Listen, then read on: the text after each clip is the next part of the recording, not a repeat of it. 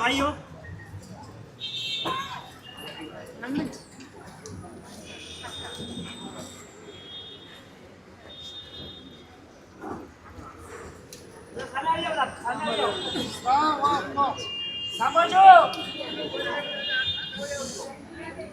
પરમ કૃપાળુ પરમાત્માની કૃપાથી અનુભવની અંદર જાણતા કે અજાણતા કંઈક સારું કામ થઈ ગયું.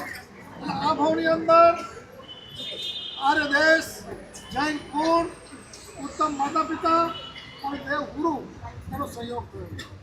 જો પૂર્વભાવની અંદર આવું ન થયું હોત તો ક્યાંક આપણે પણ અનેકની આત્માની જેમ આપણે રખડતા. આ જૈન કુળ મળ્યું એટલે શ્રાવકનું કુળ. શ્રાવકનું કુળ એટલે યોગીનું કુળ. જન્મતાની સાથે નવકાર મળે એટલે યોગી સિવાય ન મળી શકે એટલે યોગીનું. તો શ્રાવક એટલે શું? તો શ્રાવકના 3 અક્ષર છે, 3નો શબ્દનો અર્થ છે. શ્ર એટલે શ્રાવક.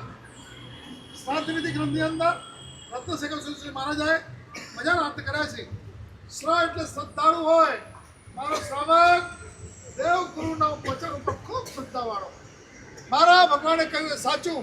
કેટલી દ્રઢ શ્રદ્ધા હોય, પોતે પાલન કરી શકે ન કરી શકે બને, પણ જે સાચું છે તો છે જ. મારા ભગવાન ઉપરની વચન ઉપરની શ્રદ્ધા એટલે કે તારો શ્રાવકનો શ્રમ. પછી વ એટલે વિવેક. શું કરાય ને શું ન કરાય, કરવા જેવું શું છે, ન કરવા જેવું શું છે, આવો વિવેક જેના જીવનની અંદર સહજ. સવારના ઉઠીને શું કરાય? હેલો, નૌકાનું સ્મરણ, માતા પિતાને પગે લાગવાનું, પછી દેરાસર દર્શન કરવાના. આ કૃત્ય કરવા જેવું છે. અને ન કરવા જેવું શું? ઘણું બધું છે. ન કરવા જવાને છોડે, કરવા જવાને કરે, એનું કહેવાય વિવેક. વિવેક દ્રષ્ટિ હોય. આ ભાવમાં જેટલું સારું કરીને જઈશું ભગવાન તરફ એટલું સારું મળશે. બહુ ક્લિયર છે. નાનકડો પ્રસંગ કહું. તમારા છોકરાને તમે 1000 રૂપિયા માંગ્યા ને તમે આપ્યા. અઠવાડિયા પછી આવ્યો કે પપ્પા 1000. તો હું તાર પૂછો બેટા એનું શું કર્યું હતું? એ તમે આમ પતાવી નાખ્યા, તમે ફેંકી દીધા, પતાવી દીધા, દઈ દીધા. તો ચાલો હવે તમે 1000 આપતા પહેલાં વિચાર કરો કે નહીં. તમે બગાડી નાખ્યા પૈસા મેં તને આપ્યા હતા. બીજા છોકરાએ કીધું કે પપ્પા મેં ગરીબને આપ્યા, દેરાસરમાં લઈ જાઓ, કોઈ ખાવાનું લઈ જાઓ અને કર્યું. તો તમે એનો ઉપયોગ કર્યો, સદુપયોગ બિલકુલ લે. તમે 1000 રૂપિયાની નોટ દુરુપયોગ કરીને આપતા નથી, સદુપયોગ કરીને આપે. મારા ભગવાનનું શાસન જો સદુપયોગ કરશું તો ભવાંતરમાં મળશે. આ ભાવમાં જો દુરુપયોગ કરી લીધો, આજ્ઞાનું પાલન ન કર્યું, જેમ તેમ જીવન જીવી ગયા, ભવાંતરમાં માનવનો ભાવ આર્ય દેશ જૈનકુળ મળવા અઘરા છે. 10 દર્શનનું દુર્લભ છે. એટલા માટે જ્ઞાની ભગવાન તો કહે છે કે આ ભાવમાં મળ્યું છે એનો પૂરો ઉપયોગ કરો. કયો ઉપયોગ? સદુપયોગ કરો. તો વિવેક એટલે જો સ એટલે શ્રદ્ધાળુ, વ એટલે ક એટલે શું? ક્રિયા. ક્રિયા સાહેબજી શાસ્ત્રોમાં લખેલા પાઠો બોલે ને, જે આત્મા હણુકર્મી હોય, હણુકર્મી એટલે બહુ નિકટમાં મુક્તગામી હોય, પરમ સુખને પામવાનું હોય, એને ક્રિયા રૂચે. એટલે ક્રિયા રૂચે ગમે નહીં, અણગમો થાય. ક્રિયા કઈ છે? બહુ અઘરી નથી. દર્શન, ભગવાનના પૂજન, નૌકારવાળી, આગળ વધીએ તો સામાયિક, આ બધી ક્રિયા છે. તો એ ક્રિયા પણ ન કરી શકો એ કદાચ બને, પણ જે કરતો હોય ને એના માટે તમારા અંતરમાં હોવા હા બહુ સારું. એમ ના કે શ્રાવિકા એમ કે હાલો આજે સારો દિવસ છે પૂજા કરી આવું, તો તું તારા ભગવાનને પૂજી આવ જા. આવું મારું શ્રાવક ના બોલે. એટલે કે તારી વાત સાચી છે, પૂજા કરવી જોઈએ, પણ મારું ખબર નહીં આજે મન ન થતું. તો એ વસ્તુ સાચી છે એનો સ્વીકાર ઘણું કર્મિતા જેવી. તો બસ તમે શ્રાવકના કુટુંબમાં છો, કુળમાં છો, તો આપણા જીવનમાં શ્રાવક શ્રદ્ધા, વિવેક અને ક્રિયા દ્વારા મળેલ માનવોને સફળ કરજો.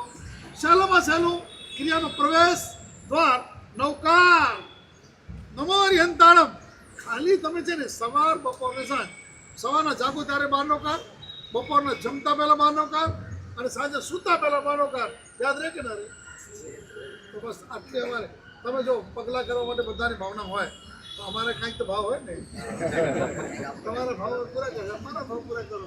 12, 12, 12, 3 પેલી તમે ડૉક્ટર દવા આપે છે ખબર છે તો હવે તો છે ને બોક્સ પણ નીકળ્યા છે સવાર બપોર સાંજ સન્ડે મંડે ટ્યુઝડે બધું લખેલું હોય ને એમ તમારે ધ્યાન રાખી લેજો કે બસ સવાર બપોર ને સાંજ શું 12 ચલાવી શ્રીમાસ્તુ સર્વ જગત સાથે ઉભા રહેજો. અહીંયાથી આપણે વાતચીત કરતી આવે હસ્તિપાકરના બંગલે જશું અને ત્યાંથી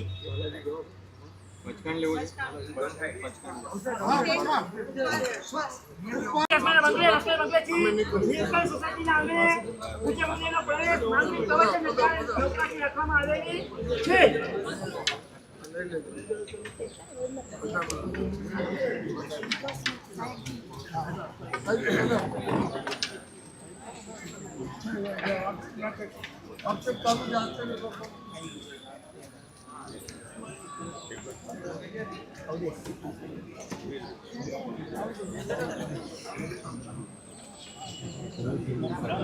ચલો બતાજો. બોલ મારો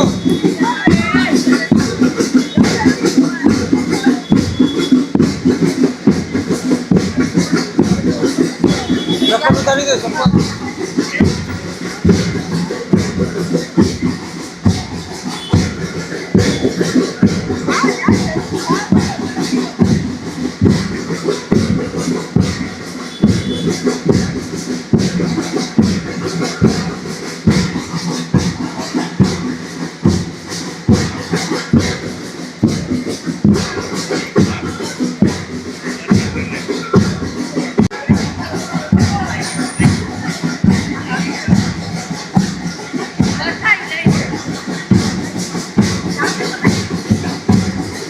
ભાઈ સપના ઉતારી ગયો. ચલો માની સાંભળ્યો.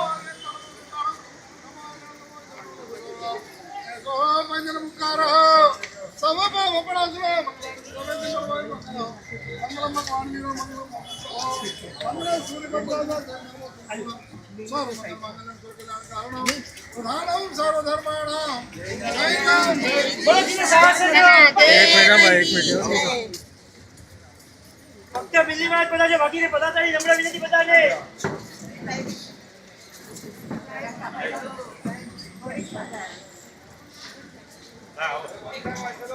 ચલો,